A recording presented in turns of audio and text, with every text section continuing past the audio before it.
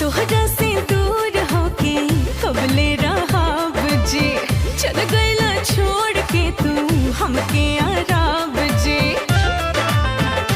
तोहके पाता नइखे सैया यहाँ कैसे जियतानी, तोहके पाता नइखे सैया यहाँ कैसे जियतानी।